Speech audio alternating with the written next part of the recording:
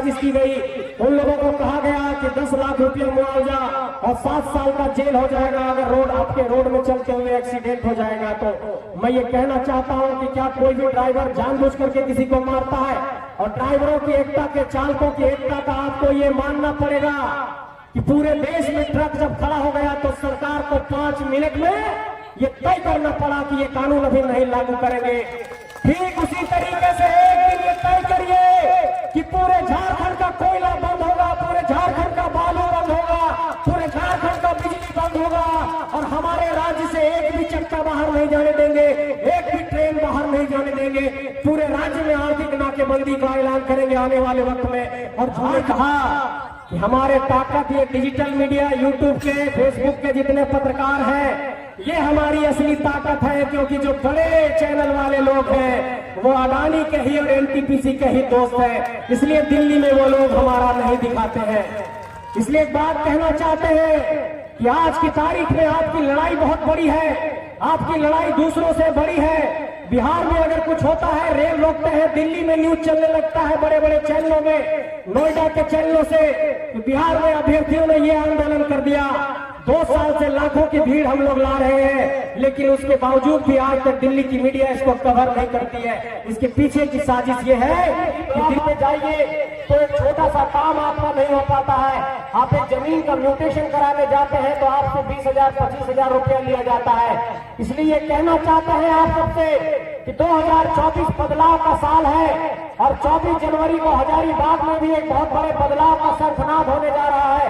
1 लाख झारखंडियों को जुटाने का आह्वान किया गया है। वो जुटान इसलिए हो रहा है, आपको ये कहना चाहता हूँ कि झारखंड में जो नीतिगत खामियां हैं, 23 साल के बाद भी झारखंड की नीति नहीं बन पाना, कौन झारखंडी है ये पता नहीं चल पाना, कोई हाजीपुर, बक्सर, बलिया उत्तर प्रदेश से आ रहा है, आपके गली मोहल्लों में 1 कट्ठा जमीन खरीद रहा है और कल से वो कहने लग रहा है कि हम भी झारखंडी है, मेरा बाप दादा भी यही कोयला बेचता था।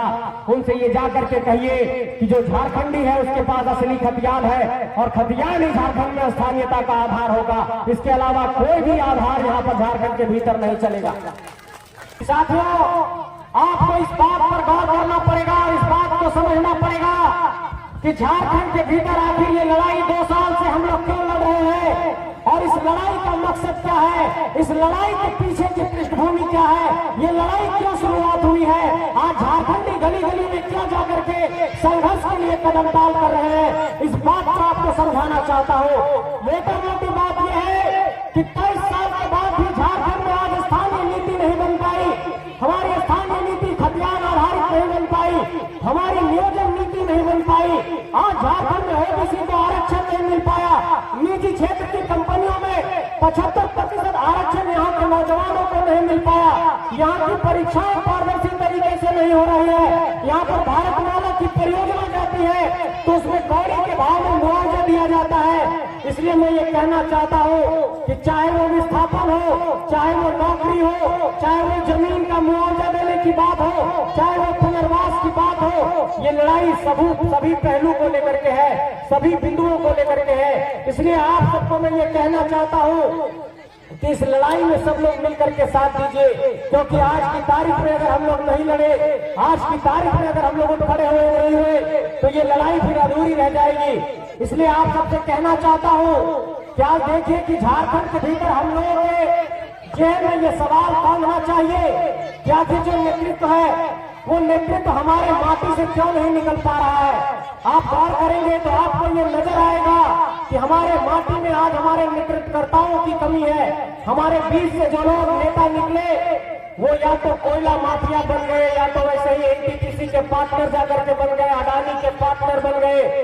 इसका मतलब कि जिन लोगों से लड़ाई लड़नी थी वो लोग उसी में जाकर के भागीदार बन गए, उसके ही पार्टनर बन गए। और इसलिए आज की तारीख में झारखंड में ये बेबसी और ये दुर्दशा है कि झारखंड के लोग आज सड़कों पर हैं। किसी भी ब्लॉक में जाइए तो एक छोटा सा काम आपका नहीं हो पाता है, आप एक जमीन का म्यूटेशन कराने जाते हैं तो आपसे 20,000 25,000 रुपया लिया जाता है। इसलिए कहना चाहते हैं आप सबसे कि 2024 बदलाव का साल है और 24 जनवरी को हजारीबाग में भी एक बहुत बड़े बदलाव का शंखनाद होने जा रहा है।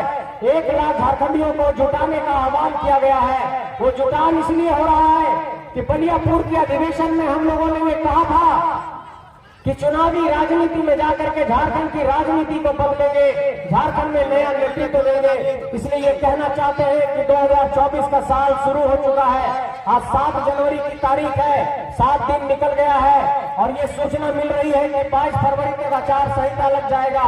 इसलिए सभा भाषणबाजी ये सब तो चलता रहेगा, लेकिन अब आपको अपने चेतना में ये बात डाल लेना है कि अब जब भी वोट डालने जाएंगे तो किसी झारखंडी माटी के बेटा बेटी को डालेंगे, किसी बोरो खिलाड़ी को मत डालिएगा।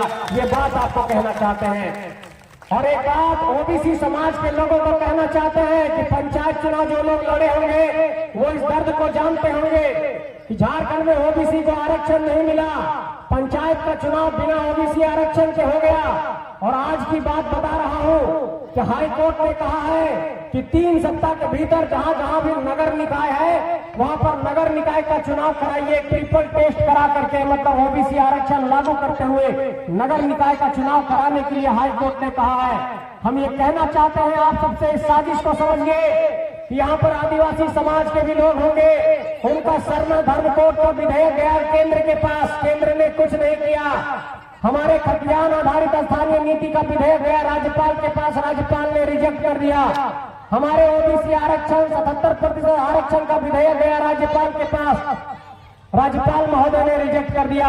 पंचायत चुनाव हुआ तो बिना ओबीसी आरक्षण के हुआ, और अगर नगर निकाय चुनाव भी बिना ओबीसी आरक्षण के होगा तो इसका मतलब आप समझिए कि जिन सीटों पर आप यहाँ पर मुखिया बन सकते थे, वार्ड पार्षद बन सकते थे, उन सीटों पर भी जाकर के ओबीसी का हक छीन लिया गया।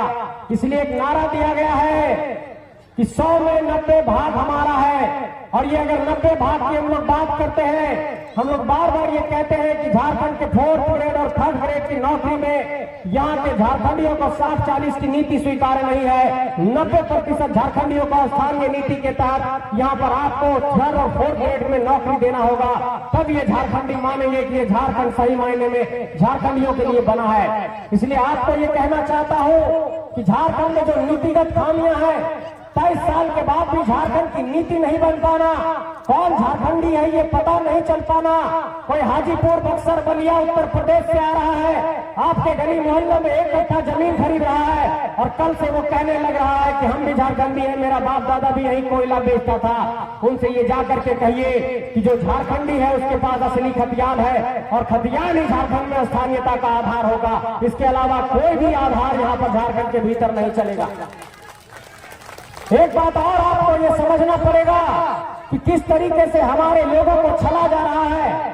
आप लोग नौकरी में नहीं जा पाए क्योंकि नौकरी में सांठ-गांठ हो जा रहा है। लोग यहाँ पर क्वेश्चन पेपर लीक करा दे रहे हैं, परीक्षा समय पर नहीं हो रही है, और यहाँ पर जो भी परीक्षाएं हो रही है उसमें विवाद हो जा रहा है। केस मुकदमा में लोग जाकर के फंस जा रहे हैं, चाहे वो शिक्षक नियुक्ति का मामला हो, चाहे वो सीजीएल हो। देखिए कितना लंबा वक्त गुजर गया है। इसका मतलब कि आपकी नियुक्ति प्रक्रिया को जानबूझकर एक सिंडिकेट है राज्य के अंदर जो लटका देता है, और एक दूसरा सिंडिकेट है यहाँ पर माफियाओं का, पूंजीपतियों का, नेताओं का, जिनके अलमारी से करोड़ों करोड़ रुपया निकलता है, जो आईएएस के घर से पैसा निकलता है, जो यहाँ पर सरकारी पदाधिकारियों के घर से पैसा निकलता है। इन लोगों का एक ऐसा सिंडिकेट है जो झारखंडियों का कल्याण नहीं होने देना चाहते हैं। और एक तीसरी सबसे बड़ी समस्या झारखंड के भीतर ये है कि अगर आज देखिए यहाँ पर कोयला की ढुलाई हो रही है, यहाँ पर कोयला का खनन हो रहा है। आप देखिए अडानी का पावर प्लांट लग रहा है, बड़का गांव में आप देखिए एनटीपीसी का माइनिंग है। मैं ये कहना चाहता हूं कि अगर जमीन हमारा लिया गया था, अगर कोयला हमारे जमीन से निकला, अरे हमें मुआवजा नहीं दिया तो कम से कम कोयला ढुलाई का, ट्रांसपोर्टिंग का, कोयला से संबंधित जो हमारा काम है उसमें तो हमारे झारखंडी जा सकते थे। लेकिन ऐसे चीजों में भी आपको नहीं रखा गया। आपको 4th ग्रेड की एक मजदूरी की नौकरी भी नहीं मिल पा रही है। बड़का गांव से कई लोग फोन करते हैं कि यहाँ ड्राइवर की भी नौकरी मांगते हैं तो वहां नहीं मिलता है। और इस तरीके से झारखंड के भीतर आप देख रहे होंगे कि यहाँ पर लोग इतना परेशान है कि एक मजदूरी की भी नौकरी के लिए तरस जा रहे हैं। लेकिन फिर लोग सवाल करते हैं कि बाबू तुम लोग सिर्फ सभा करते हो, जेबी के साथ क्या किया? हम कहना चाहते हैं कि सामने पतरातू था, हमारे बलपुर सीमेंट फैक्ट्री में एक मजदूर की मौत हुई थी। हमारे गिरिशंकर महतो जी हैं यहाँ पर, ये हमारे साथी लोग जाकर के बैठे थे तो 20 लाख से अधिक मुआवजा दिया था। ये काम जेबी केसेस कर रहा है कि कंपनी से लड़ने की बारी आ रही है तो जेबी केसेस लड़ रहा है। आज यहाँ पर झारखंड के भीतर चाहे वेदांता हो, चाहे एसीसी सीमेंट हो, चाहे एनटीपीसी हो, चाहे अडानी हो, चाहे यहाँ पर बर्नपुर सीमेंट फैक्ट्री हो, चाहे तमाम कंपनी हो, चाहे आलोक स्टील हो, आज देखिए नारी शक्ति को नमन करना चाहता हूँ कि यहाँ पर बूढ़ा खाप की महिलाएं बैठी हैं। आज मुझे लगता है कि बूढ़ा खाप में जो आंदोलन हुआ, ये हमारी दीदी लोग, बहन लोग बूढ़ा खाप से चलते हुए राजभवन तक चली गई और सरकार को ये चिताया कि यहाँ के लोगों को प्रदूषण से मुक्ति दो, यहाँ के लोगों के हक अधिकार को लागू करो। इसलिए लड़ने की प्रेरणा दीदी लोग, आप लोगों को भी इन लोगों से लेना होगा कि 2-2.5 साल से ये लोग भी लड़ाई लड़ रहे हैं।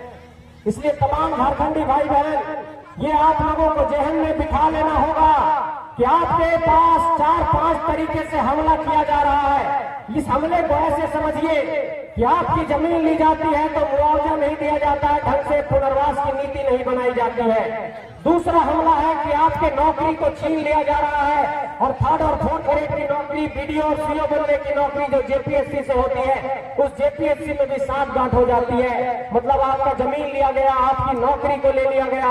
और जो तीसरा सबसे बड़ा हमला है कि आपके नेतृत्व पर हमला किया जा रहा है। मतलब कोई बक्सर से आ रहा है, कोई बलिया से आ रहा है, कोई हाजीपुर से आ रहा है, कोई बिहार से आ रहा है और आपके यहाँ पर सांसद और विधायक बन रहा है। मैं ये कहना चाहता हूँ कि क्या निर्मल बाबू ने इसीलिए कहा था कि सवाल बनकर फिर उठूंगा, जो हो सके तो जवाब रखना, मेरा खून बेकार ना जाए, मेरे खून का हिसाब रखना।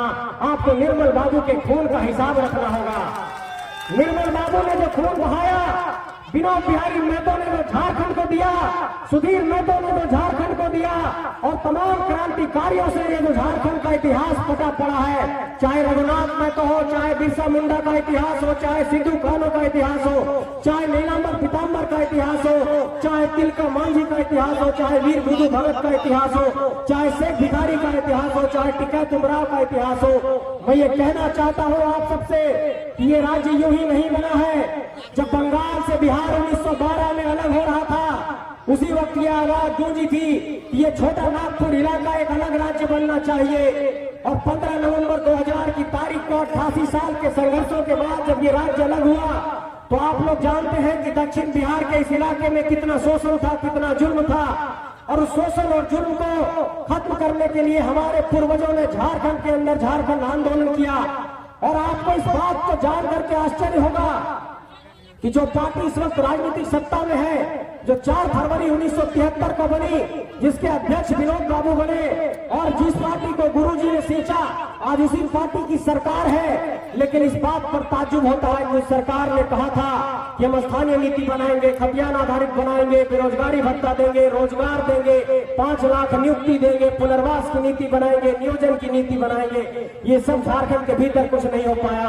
आज देखिए कि किस तरीके से झारखंड के अंदर ही नहीं पूरे देश के अंदर देखिए हमारे जो ट्रक चालक है उसको किस तरीके से परेशान करने की एक साजिश की गई। उन लोगों को कहा गया कि 10 लाख रुपया मुआवजा और 7 साल का जेल हो जाएगा अगर रोड आपके रोड में चलते हुए एक्सीडेंट हो जाएगा। तो मैं ये कहना चाहता हूं कि क्या कोई भी ड्राइवर जानबूझ करके किसी को मारता है? और ड्राइवरों की एकता के, चालकों की एकता का आपको ये मानना पड़ेगा कि पूरे देश में ट्रक जब खड़ा हो गया तो सरकार को 5 मिनट में ये तय करना पड़ा कि ये कानून अभी नहीं लागू करेंगे।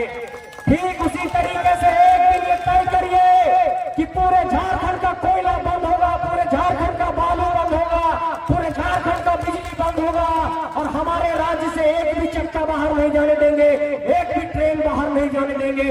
पूरे राज्य में आर्थिक नाकेबंदी का ऐलान करेंगे आने वाले वक्त में। और झारखंड के अंदर जब तक झारखंडियों का अधिकार नहीं मिलेगा, इस लड़ाई को आगे बढ़ाते रहेंगे। और इस बात को आप लोगों के दिमाग में डालना चाहता हूं कि 23 साल के बाद इस झारखंड के अंदर कोई एक ऐसा लाल निकला जिसने मान टान की धरती से इस बात का ऐलान किया कि अगर बिहार बिहारियों के लिए है, महाराष्ट्र मराठियों के लिए है, पंजाब पंजाबियों के लिए है, तो ये झारखंड सिर्फ झारखंडियों के लिए है। और इस ऐलान के साथ आपको कदम ताल करना होगा और इस बात को आपको जहन में बांध लेना होगा कि क्रांति की ऐसी ज्वाला बार बार नहीं निकलती है। सदियों में, सालों में, दशकों में ऐसा आंदोलन पनपता है। और आज लोग कहते हैं अरे का बाबू जेबी कैसे सोरेन बड़ी आंदोलन करो हा, बड़ी सभा करो हा, कहीं से फाइनेंस हो रहा लो, लोगों पैसा आ रहा लो। हम ये कहना चाहते हैं कि बड़ा आंदोलन करने के लिए पैसे की जरूरत नहीं, जज्बे और हौसले की जरूरत होती है। और वो क्रांति का दीप हमारे लोगों ने जलाया है। आज अगर खफिया में सभा हुई है, मैं दावे के साथ ये कह सकता हूँ कि आप ही लोगों ने 150, 500, 200 रुपया जमा करके इस सभा को सफल बनाया होगा। इसलिए ये कहना चाहते हैं कि आने वाले वक्त में अगर एक मुट्ठी चावल, एक मुट्ठी दाल और 2 रुपया भी मांगना पड़ेगा तो हम लोग गांव-गांव जाएंगे, खिचड़ी खाएंगे, आंदोलन करेंगे, लेकिन इस आंदोलन से पीछे नहीं हटेंगे। ये भरोसा आप लोगों को दिलाना चाहता हूँ। लेकिन अगर एक बात और कहो तो कि बाबू तो इनको आंदोलन कर ले हर 2 साल से, कहो आपकी सांसद विधायक बनबो, झारखंड के हक अधिकार दिलेबो, तो 23 साल से हम इन्हीं ऐसे देख रहे लियो बहुत, अर्जुन मुंडा, मधु कोड़ा, शिबू सोरेन, हेमंत सोरेन, रघुवर दास, तो तोहनियों कहीं ऐसे न हो जाओ कि तोहनियों धोखा दे दे झारखंडी के। हमने कहा कि अरे जो व्यक्ति घर में चावल के लिए जिसकी मां 3000 रुपया पेंशन पर टिकी हुई है, जो मान टान की गलियों में फुटबॉल खेलते हुए निकला और जिसने क्रांति की ज्वाला को झारखंड के अंदर जला दिया, वैसे घर से, खेत से, किसान के घर से अगर कोई क्रांतिकारी निकलेगा तो अपने घर परिवार से दगाबाजी नहीं करेगा। इस बात का भरोसा दिलाना चाहता हूँ। और अभी मेरे कुछ साथी पूछते हैं, दिल्ली वाले पत्रकार साथी लोग, कि तुम लोग इतना बड़ा आंदोलन करते हो तो इस आंदोलन का दिल्ली में कुछ दिखाई नहीं पड़ता है, इसका क्या कारण है? हमने कहा कि हमारे ताकत ये डिजिटल मीडिया, यूट्यूब के, फेसबुक के जितने पत्रकार हैं, ये हमारी असली ताकत है। क्योंकि जो बड़े चैनल वाले लोग हैं वो अडानी के ही और एनटीपीसी के ही दोस्त हैं, इसलिए दिल्ली में वो लोग हमारा नहीं दिखाते हैं। इसलिए एक बात कहना चाहते हैं कि आज की तारीख में आपकी लड़ाई बहुत बड़ी है, आपकी लड़ाई दूसरों से बड़ी है। बिहार में अगर कुछ होता है, रेल रोकते हैं, दिल्ली में न्यूज चलने लगता है बड़े बड़े चैनलों में, नोएडा के चैनलों से, तो बिहार में अभ्यर्थियों ने ये आंदोलन कर दिया। 2 साल से लाखों की भीड़ हम लोग ला रहे हैं, लेकिन उसके बावजूद भी आज तक दिल्ली की मीडिया इसको कवर नहीं करती है। इसके पीछे की साजिश ये है कि दिल्ली की मीडिया से कोयला के माफियाओं का एक बड़ा संबंध है, और इस कारण से झारखंड के अंदर के आंदोलनों को राष्ट्रीय फलक पर जगह नहीं दिया जाता है। और यही कारण है कि आज हमारे लोग झारखंड के अंदर, देखिए कि कितने हमारे पत्रकार झारखंडी मूल निवासी हैं, स्थानीय लोग हैं, कितने हमारे लोग एसडीओ बने, कितने लोग हमारे बीडीओ बने, कितने हमारे सीओ बने, कितने हमारे दारोगा बने। और आज की तारीख में जब आंदोलन कर रहे हैं तो फर्जी एफआईआर कर करके हम लोगों को डराया जाता है, फर्जी एफआईआर के माध्यम से इस आंदोलन को रोकने की कोशिश की जाती है। और बार बार ये कहा जाता है कि अरे इसे धनबाद बोकारो से निकल तू है, पहली 2-4 गो सभा कर लग तू तो अपन आपके नेता समझो लगल तू। हमने कहा ठीक है, बताते हैं आप लोगों को, आप लोगों ने अगर चुनौती दिया है तो रांची के टाटी सिलवे में 1-1.5 लाख की भीड़ आई, हजारीबाग में 1 लाख की भीड़ आई, जामताड़ा में 70-80 हजार की भीड़ आई, चतरा में 50 हजार की भीड़ आई। और तमाम इलाकों में जब आंदोलन होने लगा तो लोग ये कहने लगे कि ये सब कुछ कैसे हो रहा है। तो हम लोगों ने कहा कि झारखंड के अंदर अब लोग जाग चुके हैं और ये शोषण और जुल्म की इंतहा हो गई है। शोषण और जुल्म बर्दाश्त नहीं किया जाएगा। अब हर घर से एक क्रांतिकारी निकलेगा और झारखंड को बदलने का संकल्प लेगा और झारखंड को बदल करके रख देगा।